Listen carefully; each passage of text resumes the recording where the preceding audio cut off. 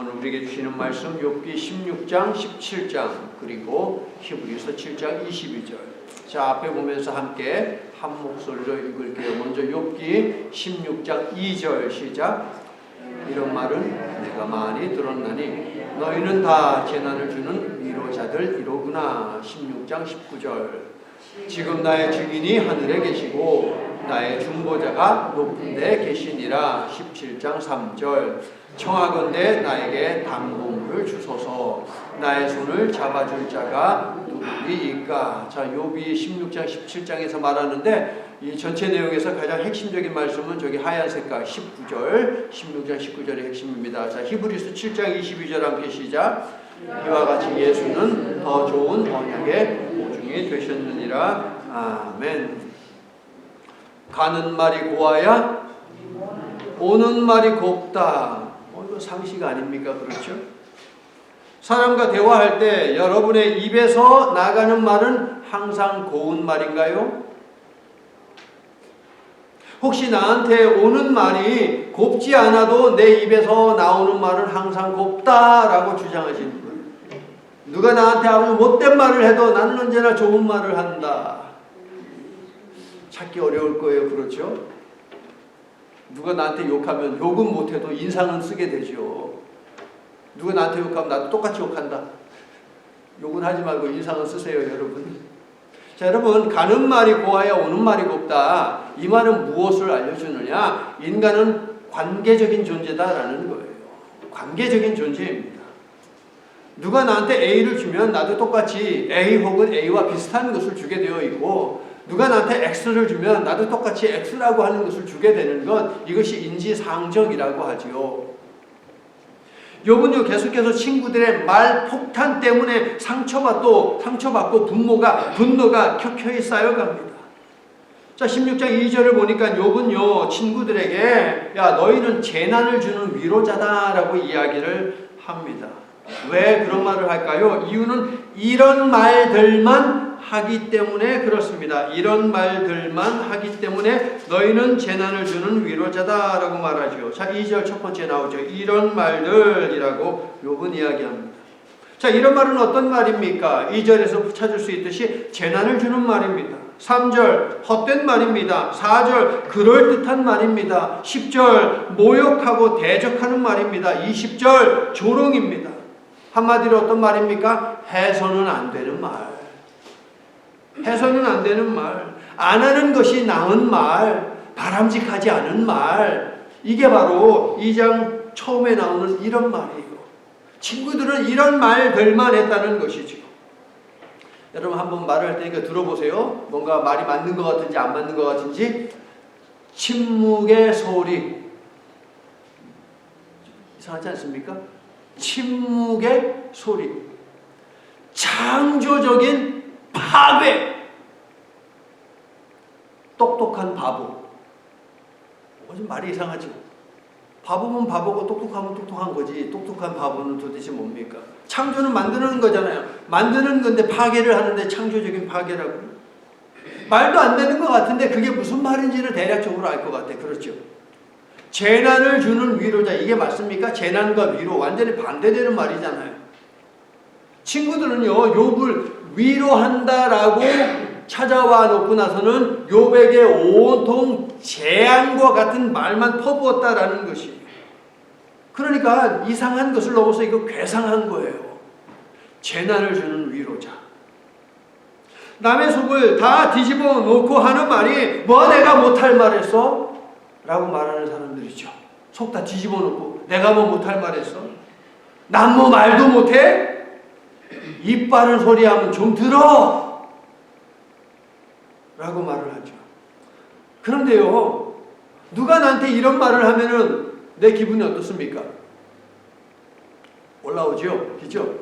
이런 말이 하면은 딱 보통 때는 그냥 서운하고 착한데 이게 부정물을 이렇게 쑥 짝대기 넣고 저으면 속에 있는 게 올라오잖아요. 그 속에서 올라오지 않습니까? 그런데 내가 누군가에게 이 말을 하면 뭐 그럴 수 있지 라고 생각하지 않습니까? 이게 문제라는 거예요. 똑같은 말인데 내가 하는 거하고 상대방이 하는 거하고 내가 받아들이는 것이 다르다라는 것, 이것이 문제이죠. 그래서 역지사지라는 말이 중요합니다. 입장 바꿔 생각해봐. 역지사지. 성도 여러분, 해야 하는 말, 쓸모있는 말, 의미 있는 말만 하며 사는 사람은 세상에 없습니다. 때로는 쓸데없는 말도 하고요. 때로는 의미 없는 말도 하고요. 때로는 상처 주는 말도 하고요. 때로는 범죄에 해당하는 말도 하고요. 괜히 했다 싶어서 다시 주워 담고 싶은 말을 할 때가 누구에게나 있습니다. 목사님 저 한 번도 없는데요? 그런 사람 없잖아요. 그래서 공자는 말합니다. 3, 4, 1원, 3, 4, 1행. 한 번 말하기 전에 3번 생각하고 한 번 행동하기 전에 3번 생각해 봐라. 그러면 실수가 적을 거야 라고 이야기하죠. 말이 많으면 실수가 있기 마련이에요. 있기 마련이에요. 잠언서 10장 19절, 말이 많으면 허물을 면하기 어려우나 그 입술을 제어하는 자는 지혜가 있느니라. 그래서 하나님께서 귀는 2개를 만드셨고 입은 하나만 만드셨다. 그럼 여기서 질문. 나는 말하는 것보다 듣는 것을 2배 더 많이 합니다. 한번 손 들어보세요. 하나님이 귀 2개, 입 하나 만드셨으니까 말하는 것보다 말 듣는 걸 더 많이 해야 되냐? 최소 2배. 자, 그런 분 한번 손 들어보세요. 텔레비전 보는 거 그거 빼고, 텔레비전 보는 거 듣는 거 그거 빼고, 사람과 사람 사이에서 대화해서. 우리가 하는 말은 고운 말, 희망 가득한 말, 참된 위로가 있는 말, 생명을 살리는 말, 구원에 이르게 하는 말이 되기를. 그래서 우리가 말을 할 때 우리는 위해자가 아니고 위로자가 되기를 예수님의 이름으로 축원합니다. 해를 가하는 위해자가 되면 안 되잖아요. 위로하는 자가 되어야죠. 자, 욥의 친구들은 수많은 이런 말들을 했어요. 수많은 이런 말들을 했는데 아주 간단합니다. 아주 간단해요. 당신이 고난당하고 있어? 그러면 당신은 죄를 지은 거야. 이 이야기 하는 거죠. 죽어라고 이 말을 반복합니다. 네가 고난당하는 거는 네가 죄 졌기 때문이야. 그러니까 얼른 회개해. 이 말이죠. 첫 라운드에서는 엘리바스가요, 나이가 제일 많고 지혜도 가장 많으니까 점잖게 욥을 타이르면서 어떻게든 욥으로 하여금 회개하게 하려고 애를 많이 썼어요. 그런데 2번째 라운드가 시작되자마자 완전히 참고 있었던 말이 막 그냥 터져 나오죠. 따발쪽 다다다다다 쏟으시게 다다다다다 하면서 욥을 갖다가 비난하고 정죄합니다. 그래서 욥이 너무 당혹스러웠어요. 왜? 첫 번째하고 2번째하고 말하는 게 완전 정반대예요. 너무 당황했는지 16절 3절에서 하는 말이 네가 무엇에 자극을 받아 이같이 대답하는가 라고 말하는 거예요. 너 도대체 뭐에 자극받아가지고 나한테 이런 식으로 말을 하는 거야? 라고 욥이 따져 물었어요. 욥은 4절에서요. 나도 너희처럼 말할 수 있다라고 합니다. 이미 앞에서 욥은요. 지혜에 있어서는 나도 둘째가라면 서러워할 정도로 너희들만큼의 지혜 나도 있어. 너희들이 알고 있는 거 지금 말하는 거 나도 다 알고 있거든 이라고 말을 했어요. 또 4절 보니까 머리를 흔들어요. 머리를 흔들어요. 지난주 금요일 새벽 예배 때 머리 흔드는 게 뭐라고 그랬어요? 조롱하는 거. 조롱하는 행위예요. 이거. 조롱까지 하면서 얘기하는 거예요. 그러니까 4절은요. 너희가 내 입장이 되어보고 내가 너희의 입장이 되어보자 라고 하면서 역지사지를 제안합니다. 그리고 이제 이렇게 말을 하는 거예요. 내가 재앙 가운데 있는 너희에게 너희가 한 이런 말들 어떤 말인지 내가 설명드렸잖아요. 제가 이런 말들로 너희를 조롱하면서 내 위로를 받아라고 막 크게 소리 지르면 너희도 받겠냐 안 받겠냐? 니네들도 안 받을 거 아니야. 니네들도 안 받을 거면서 왜 나한테는 받으라고 강요해? 라고 욥이 말하는 거죠. 그런데 욥이 이렇게만 말하고 말을 끊는다면 욥도 친구하고 똑같은 놈이 되는 거예요. 그렇죠? 근데 욥은 말을 여기서 끝나지 않고 그 다음에 또 이어서 이야기를 해요. 왜냐하면 욥은요. 인과응보라는 것이 적용되지 않는 자신이 경험한 이런 일들도 있더라라는 거예요. 사람은 고난당하는데 죄가 있기 때문에 죄를 지으면 고난당한다라는 것이 언제나 적용되지는 않더라. 내가 하나님께 이런 죄를, 이런 재앙을 받을 만한 죄를 짓지 않았는데 이 재앙을 받아보니까 인과 응보라는 것이 똑 맞아떨어지는 것은 아니더라 라는 그 말이거든요. 그것을 알아요. 그렇기 때문에 5절에서 이제 욥이 하는 말이 무엇이냐. 5절을 읽어주세요.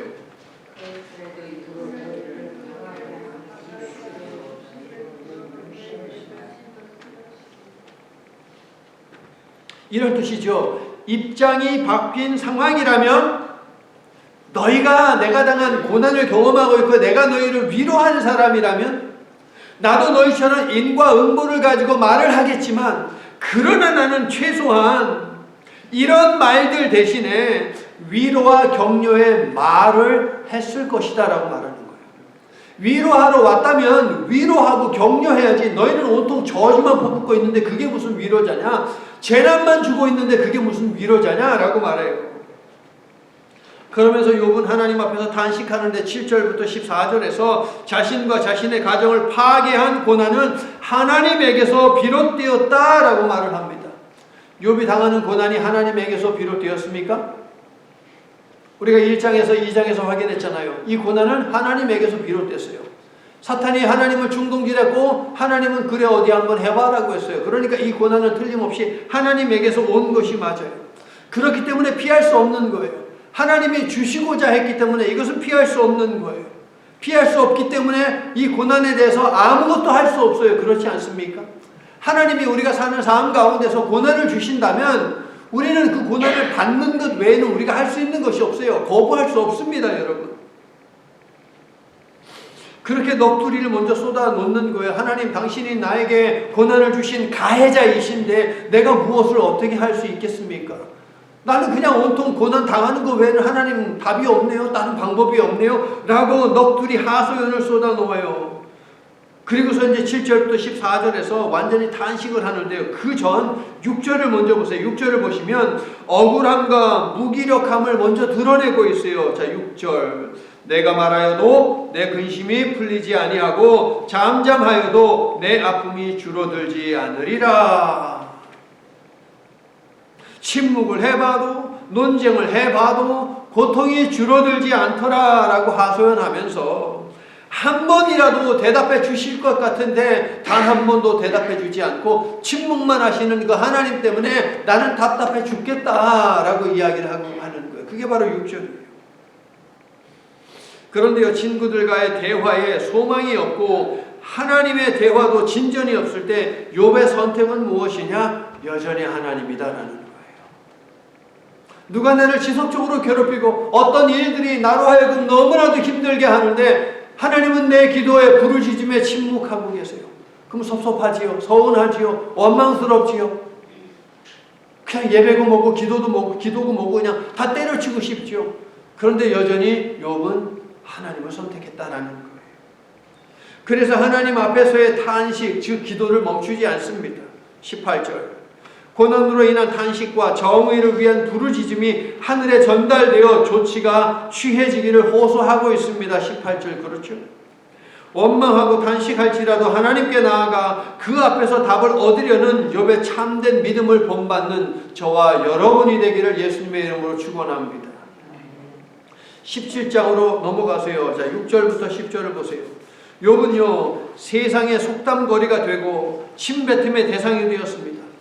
모욕과 치욕으로 인해 육체는 점점 더 쇠약해졌어요.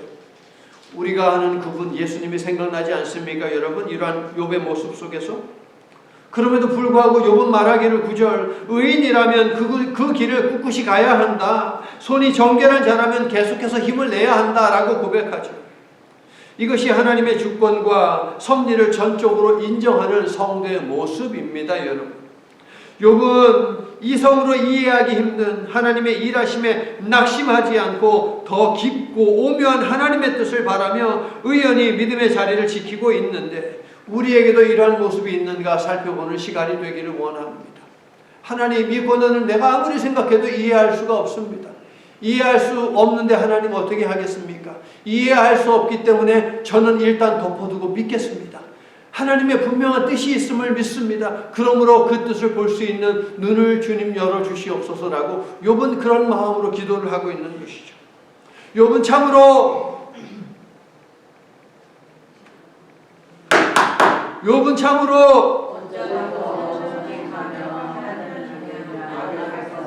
할렐루야, 점점 좋아지고 있어요. 점점 좋아지고 있어요.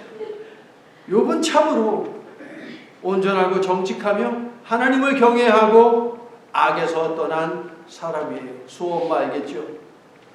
온전하고 정직하며 이거 외워야 돼요. 또 외우라고 해서 또 안 나온다 하지 말고 온전하고 정직하며 하나님을 경외하고 악에서 떠난 사람, 이 사람이 욥이에요. 틀림없어요.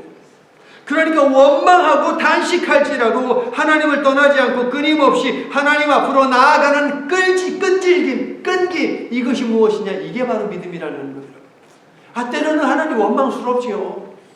최민환 집사님 조금만 더 홀드해 주시지 먼저 데려가 가신 것에 대해서 병원에서 원망스럽다고요. 하나님이 원망스러웠어요. 간절히 기도하고 그 딸도 간절히 사모하는 마음으로 아멘, 온 힘을 다해서 아멘을 갖다가 말이 안 나오니까 고개 끄덕임으로 그렇게 반응했는데, 그리고 다시 또 나왔다가 또 병실에 들어갔을 때는 눈을 잠깐 한 0.5초 딱 떴다가 감았어요. 딱 떴다가 감았어요. 그게 아멘의 반응이에요. 그게 아멘의 반응. 그런데 하나님이 좀 더 힘을 좀 주시지. 그래서 가족이 오면 얼굴 보고 그리고 이제 한번 손이라도 잡고 그렇게 하나님 데려가시지. 왜 그러셨습니까? 그럼 원망이 오더라라는 것이죠. 원망이 온다고 하나님을 떠났느냐? 신뢰하지 않느냐? 그것이 아니라는 거예요. 이해 안 가고 원망스럽고 화가 나고 하나님께 그냥 막 삿대질하고 막 주먹이 막 올라가고 한다 하더라도 그럼에도 불구하고 변함없이 하나님께로 얼굴을 향하고 하나님께로 발걸음을 향하는 것, 이것이 바로 욥의 믿음이고 이것이 우리가 배우고 추구해야 하는 믿음이다라는 것이에요. 우리도 직면하고 경험하는 모든 시련과 역경을 이러한 믿음으로 이겨낼 수 있기를 예수님의 이름으로 축원합니다. 사람이요, 육적으로 심적으로 또 영적으로 너무너무 힘들면 죽음을 생각합니다. 아마 여러분 주변에도 누가 자살했어 라는 이 이야기 아마 들어본 사람들이 있을 거예요. 얼마나 힘들었으면 그런 선택을 했을까라고 하는 그 안타까움이 있지요. 욥은요, 여러 차례 자신의 출생을 저주하면서 죽고 싶다 수도 없이 이야기를 했어요. 3장, 6장, 7장, 10장, 14장, 그리고 오늘 말씀 17장에서도 욥은 죽음에 대해서 계속 얘기하고 있어요. 17장 11절부터 16절에서도 욥은요, 내 유일한 희망은 무엇인가? 죽은 자들의 세계인 스올로 가는 것이다 라고 말합니다.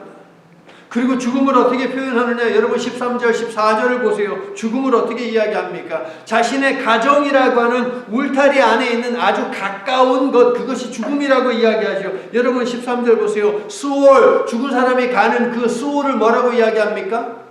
자기의 잠자리라고 이야기하잖아요. 자기의 잠자리. 또 무덤, 스올, 죽음, 이것을 14절에서 뭐라고 이야기합니까? 내 아버지요, 내 어머니요, 내 자매다, 내 남매다, 내 시스터다, 누이다 라고 그렇게 얘기를 하잖아요. 죽음을 바라는 욥의 말을 충동적, 의지적 자살 표현으로 결코 오해해서는 안 됩니다.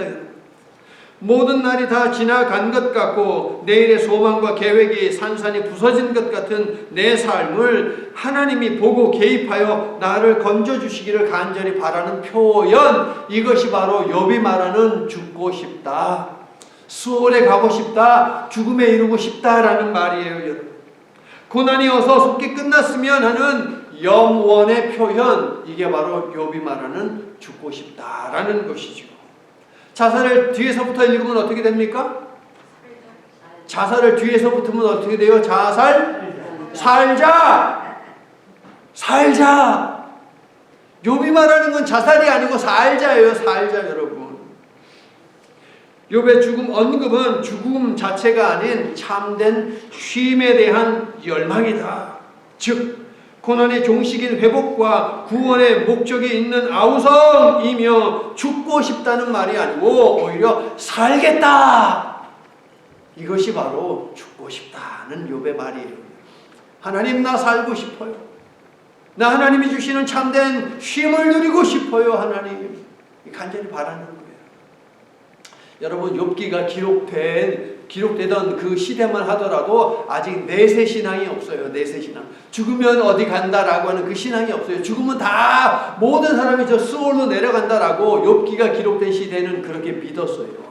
그러므로 그 시대의 모든 사람들에게, 욥을 포함해서 모든 사람들에게 죽음이라고 하는 것은 무엇이냐? 이 세상 현재 내가 겪고 있는 그 고난의 종식을 의미하는 것이 죽음이에요, 여러분. 그 사람들에게는.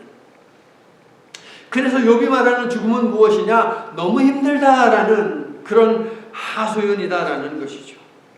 절망스러운 상황에서 빠져나올 수 있는 유일한 출구, 이것이 고대 사회의 모든 사람들에게 죽음의 의미였다. 여러분, 우리도 왜 이런 말을 하지 않습니까? 하나님, 나를 그냥 좀 빨리 데려가세요. 나 천국에 눈물도 없고 슬픔도 없고 고통도 없는 하나님 나라에 가고 싶어요 라고 한 번이라도 말해본 사람. 저만 있어요? 저만?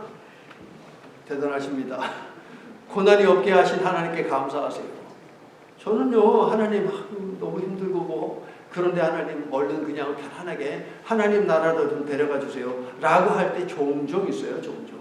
왜냐하면 죽으면 그걸로 끝나는 게 아니고 저는 천국에 가는 것을 확신하기 때문에 그냥 이 세상 열심히 살다가 가는데 너무 힘들고 어려울 때는 하나님께 말하는 거예요. 하나님, 저의 생명을 그냥 이 시간 좀 가져가시면 안 되겠습니까? 라고 하면서 그렇게 하나님께 부르짖을 때도 있더라. 철학자 키에르케고르가 말했습니다. 죽음에 이르는 병이 있다. 죽음에 이르는 병이 있는데 그것을 바로 절망이라고 이야기한다. desperation. 절망이라고 이야기한다. 절망은 죽음에 이르게 하는 병이다. 욥으로 하여금 계속해서 절망의 짐덩어리를 친구들이 막 얹어대고 있어요. 견디기 너무 힘들어요. 하지만 욥은요, 부당한 고난이 주는 절망에 상심만 하고 있지는 않습니다. 왜냐하면 그에게는 사모하는 님이 있기 때문이에요. 사랑하는 님과 사모하는 님은 다르죠.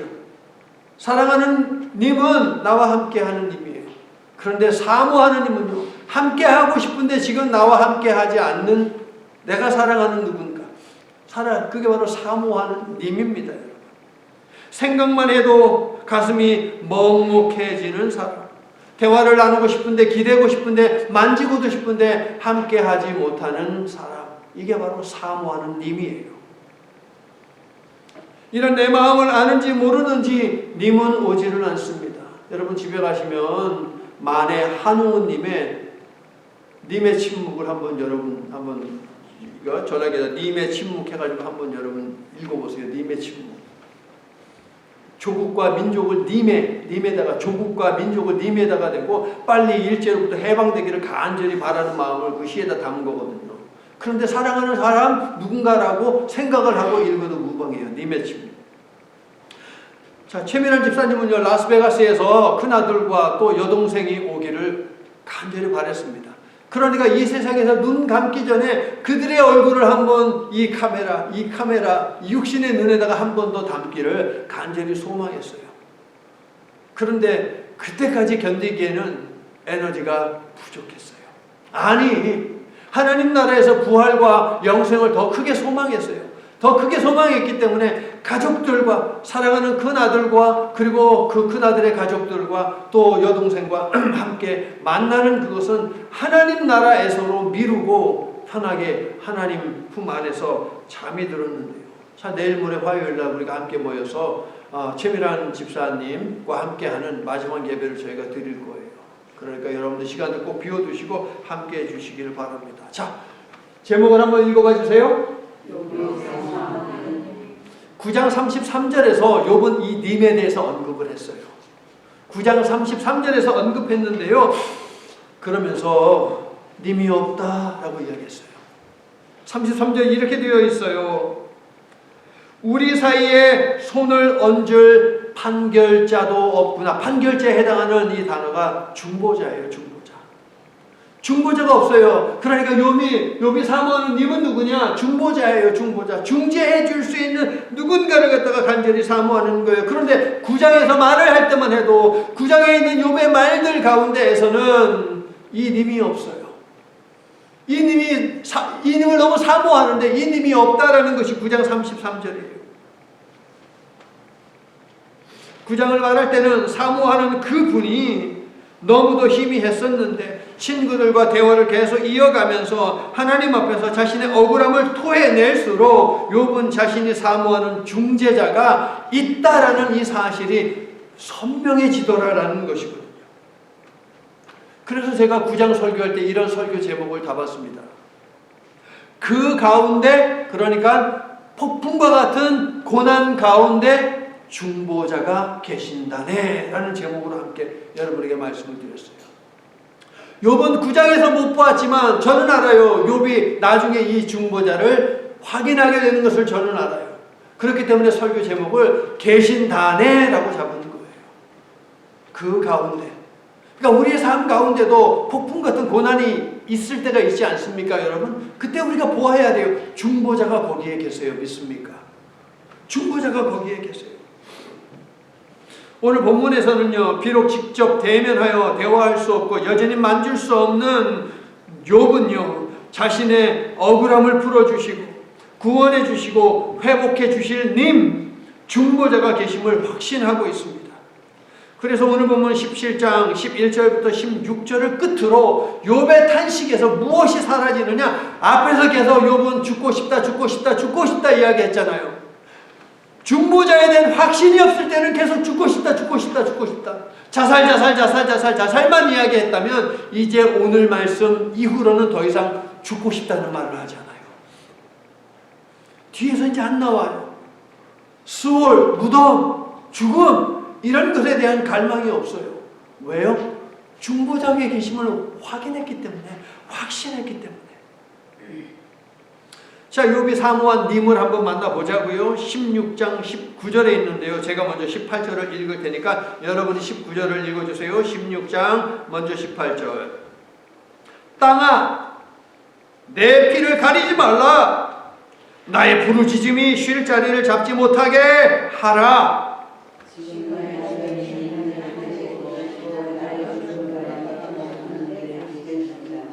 욥은요, 땅에게 소리를 지르는 거예요.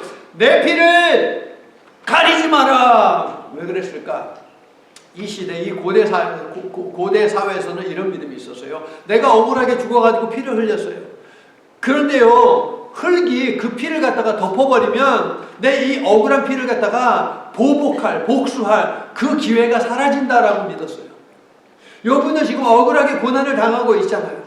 나 정말 억울하게 고난 당하면서 피 흘리고 있는데 땅아, 이것을 흙으로 덮지 말아라.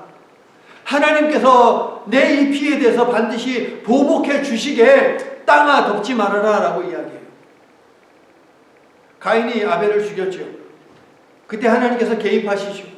그리고 하나님이 욥기 4장에서 뭐라고 말씀하십니까?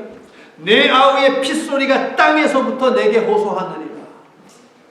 하나님이 만드신 그 땅, 생명이 없는 것 같지만 다 그 부당한 죽음에 대해서 그것을 갖다가 이 땅이 쑥 빨아들이면서 그것을 하나님께 다 얘기한다는 거예요. 창세기 9장, 민수기 35장, 이사야 26장, 에스겔서 24장에도 같은 말씀이 나와요. 그리고 요한계시록 6장 10절에도요, 억울하게 피 흘리며 순교당한 사람들이 있잖아요. 그들이 하나님을 향해서 부르짖어요. 거룩하고 참되신 대주제여, 땅에 거하는 자들을 심판하여 우리 피를 갚아주지 아니하시기를 어느 때까지 하시려 하나이까. 그리고 이어지는 말씀을 보면 내가 반드시 갚아준다 라고 되어 있어요. 성도 여러분, 이처럼 성경은 창세기에서부터 요한계시록에 이르기까지, 그러니까 성경의 시작부터 끝까지 억울한 고난을 결코 좌시하지 않고 반드시 보응하시는, 갚아주시는 중보자가 계신다라는 이 사실을 증언하고 있습니다. 할렐루야. 우리가 너무 억울하다 혹은 우리가 너무너무 힘들다라는 것을 그냥 하나님이 보고 눈 감지 않는다는 거예요, 여러분. 우리가 너무 힘들어서 하나님께 부르짖으면 하나님께서 그것을 반드시 갚아주신다. 믿습니까, 여러분? 이게 창세기 제가 읽었잖아요. 요한계시록 읽었잖아요. 중간중간에 또 이 말씀이 있다고요. 욥도 마찬가지예요. 이 중보자를 사모했는데요. 16장 19절뿐만 아니라, 방금 짚어드린 19절뿐만 아니라 17장 3절에도 있어요. 자, 17장 3절 함께 시작. 청하건대 뭘 달라 그래요? 담보물. 자, 담보물 그리고 손을 잡아주는 행위, 이거는 법적인 용어입니다. 법적인 용어예요. 욥은요, 하나님이 자신의 모든 재산과 명예를 담보로 걸고 욥의 손을 잡아주시며 욥의 무죄를 믿고 증언해 주실 분이다라고 확신하고 있어요. 하나님이 모든 걸 걸고, 세상에 존재하는 모든 건 하나님 거잖아요. 세상에 존재하는 그 모든 것을 걸고 만약에 욥이 죄가 있다면 야, 이거 다 너 가져 라고 하실 정도로 그렇게 욥을 위해서 욥의 무죄를 확신하시며 중보해 주실 것을 욥은 믿고 있다. 이게 바로 17장 3절이에요.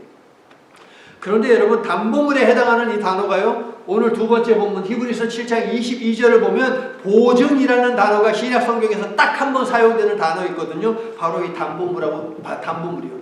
담보물이라는 히브리어 구약 성경의 언어를 번역해 놓은 것이 히브리서 7장 22절의 보증이라는 단어예요. 욥은요, 하나님이 모든 재산과 명예를 담보로 걸고 자신의 손을 잡아주시며 자신의 무죄를 믿고 증언해 주실 뿐이다 라는 것을 믿고 고백을 하고 있습니다. 욥은요, 친구들이 자신이 당하는 고난이 죄 때문이 아님을 증언하고 변호해 주기를 간절히 소망했어요. 그런데 친구들은 뭐 했습니까? 오히려 마치 검사가 된 것처럼, 변호사를 기대했는데 검사가 된 것처럼 욥을 향해서 야, 너 이거 죄졌어, 너 죄졌어, 너 죄졌어, 계속 죄졌다고만 말을 하고 있어요. 하나님은 어떻습니까? 어느 순간 하나님이 욥의 원수가 되어가지고서 계속 욥을 괴롭히기만 합니다. 그렇다면 욥의 선택은 무엇입니까? 고난의 원인자, 고난의 가해자이신 하나님만이 자신의 고난을 해결해 줄 유일한 분이심을 욥은 여전히 믿고 있다. 하나님이 모든 것의 주인임을 욥은 믿은 것입니다. 제가 오늘 그 헌금 위한 그 기도를 하면서도 제가 언급했듯이 욥이 1장 21절에서 이렇게 고백했죠. 생명은 하나님의 것입니다. 2장 10절에서는요. 생사화복 희노 애락 인간이 경험하는 모든 것은 하나님께 속한 것입니다 라고 이렇게 고백을 했어요.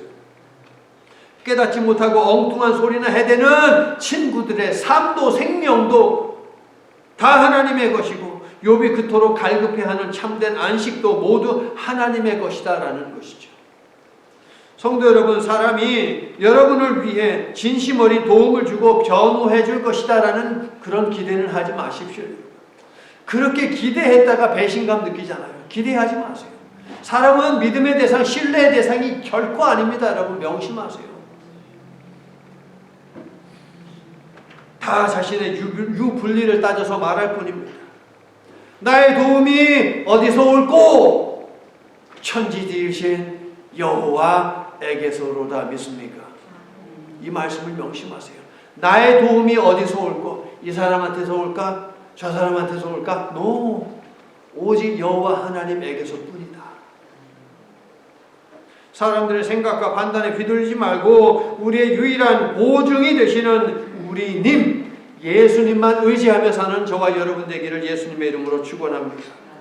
이제 말씀을 마칩니다. 욥은요, 자신이 사모한 님이 누구인지 구체적으로는 알지 못했지만 우리는 구체적으로 알고 있습니다. 그렇죠?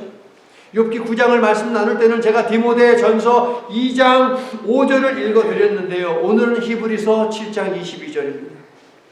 예수는 더 좋은 언약의 보증이 되셨느니라. 이 보증이 어떤 단어라고요? 오늘 말씀 7장 3절에 담보물하고 똑같은 단어예요.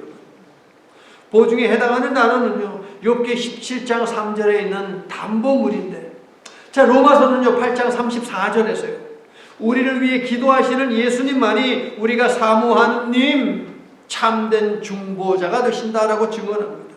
성도 여러분, 우리의 억울함과 의로움을 하나님께 알릴 수 있는 분은 예수님 분이심을 믿습니까? 우리는 예수께서 쉬지 않고 우리를 위해 중보하고 기도하고 계신다라는 이 사실을 믿으시면 아멘 합시다. 예수님이 사탄에게 시험당하고 들짐승들에게 둘러싸여 위협당할 때 저 광야에 예수님 곁에 누가 있었습니까? 성령님이 계셨고 천사들이 있었습니다. 마찬가지로 욥은요, 친구들에 의해 시험당하고 재앙들에 둘러싸여 고통당하였는데 자신은 혼자가 아니다라는 이 사실을 오늘 말씀을 통해서 확실하게 깨닫게 됩니다. 혼자가 아니라 증인이 되시고 중보자가 되시는 분이 함께한다라는 것을 믿고 사모하고 있습니다. 사랑하는 성도 여러분, 고난 가운데 계십니까? 무엇을 해야 하겠습니까? 욥이 사모한 님, 중보자이신 예수님의 도움을 사모하며 욥처럼 부르짖는 저와 여러분이 되기를 예수님의 이름으로 간절히 축복하고 또 축복합니다. 아멘. 거룩하신 하나님, 죄인된 우리와 함께 하시기 위해 중보자를 보내셨음을 기억하고 감사드립니다. 욥이 사모한 님, 그러나 누구인지 구체적으로 알지 못했던 그분은 하나님의 독생자 예수님임을 우리는 알고 믿고 있사오니 희노애락, 인생이 겪는 모든 일들을 예수님과 나누는 성도가 되어야 하겠습니다. 우리에게는 부르짖을 대상이 뚜렷하니 욥보다 더욱 크고 더욱 깊이 있는 기도를 드리며 살게 하시고 예수님이 응답하실 그때를 사모하며 그리고 예수님을 만날 그날을 사모하며 믿음의 선한 싸움과 경주를 멈추지 않도록 우리와 동행해 주시옵소서. 예수님 이름으로 기도드립니다. 아멘. 이제는 죄와 멸망과 죽음의 다리를 끊으시고 용서와 구원과 영생의 다리를 놓으시기 위해 외아들을 담보물로 사용하신 하나님 아버지의 측량할 수 없는 사랑과 아버지 뜻에 순종하시어 구원을 위한 보증이 되기를 마다하지 않으시고 십자가라는 다리를 짊어지신 예수 그리스도의 헤아릴 수 없는 은혜와 우리가 가장 사모해야 하는 님이 누구인지 오늘 말씀을 통해 그리고 우리의 일상 속에서 알려주시고 사모하는 그 님을 만나도록 우리를 도우시는 중보자 성령님의 교제가 6월절 어린 양이 되기 위해 골고다 도살장으로 끌려가시는 우리의 님을 바라보며 그 님을 따를 것을 결단한 모든 성도들 위해 예배의 자리 회복과 구원을 위해 사순절 동안 저들이 금식하며 하나님께 올려드리고 있는 모든 중보 기도의 대상자들 위해 이제부터 영원토록 함께해 주시옵기를 간절히 축원하옵나이다. 아멘.